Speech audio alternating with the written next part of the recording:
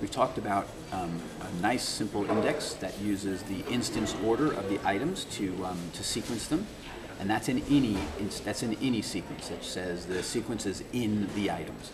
Now let's look at an Outie sequence, and it's probably about the simplest we can do for an Outie sequence, and it says we have items in whatever order they're in is the order that they're in. We're not really going to pay attention to that order when it comes to sequencing them. We're in whatever order maybe they were created or they're ordered in some other way.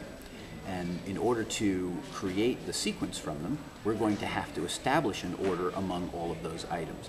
And we're going to establish that order outside the items. This is going to be an Outie sequence, and it's going to be an Outie sequence that can arbitrarily take those items and put them in whatever order we want. And so you'll see the schema for that on your screen, and the schema for that is really straightforward. We have all of our items in one place in the instance, and then in another place we have the thing called the sequence, and the sequence has a title. Now this is a rare place where you'll see me put a title as an attribute rather than putting it as an element. Nothing's stopping you from putting the title as an attribute. I did it this way really just to compress the representation of this access structure so that when you close up the sequence there's nothing left, and when you open it you can see only the items that are in that sequence. Okay, so the sequence has a title attribute, and it also has a series of item ref IDs. So this series of item ref IDs establishes the sequence of items. So whichever item I want to be first, I put in as the first item ref ID. And now I can order my items in whatever order I want relative to how they are in the instance. Now notice an interesting thing about this. If I'm looking at the sequence of items, here it says item 10, item 8, item 6, item 4, that's not instance order, is it? But how do I get the sequence out of that sequence tag? How do I figure out which item ref ID comes first? Well, there I use the for each, and I say for each item ref ID, and now I'll get them in instance order. I'll get the item ref IDs in instance order. So I'm kind of still leveraging the instance ordering, but now it's not the instance ordering of the items, it's the instance ordering of the item ref IDs. So that's a little bit of a nuance. What I really want you to think about here is that it's an Outie sequencing. I have a tag called sequence, it has a title, and then it has an unbounded set of item ref IDs that establish the sequence.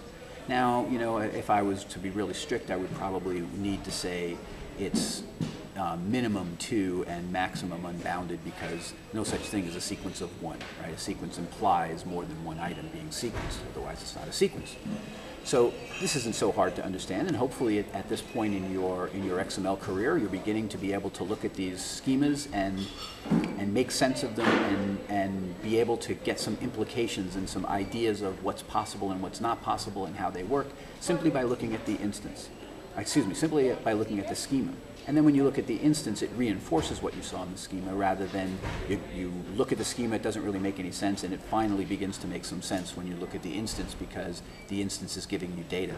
I would hope that you're beginning to get to the point where you don't really need the data in order to make sense of the structure, and you can begin to talk about and compare and contrast structures without really having to go and look at the data behind them.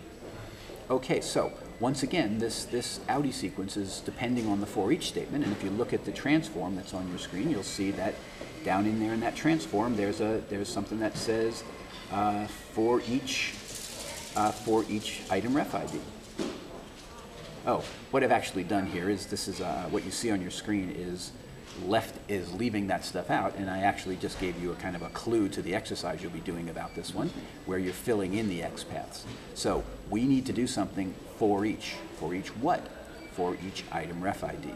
Okay, and so that's what's going to establish our sequence.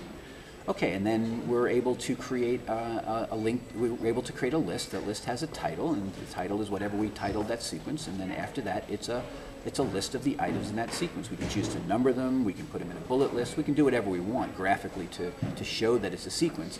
But at this point, what's most important is that we can create a link back to the original items, and each item is in the right order. It's not an instance order, it's in the order that it's listed in that sequence.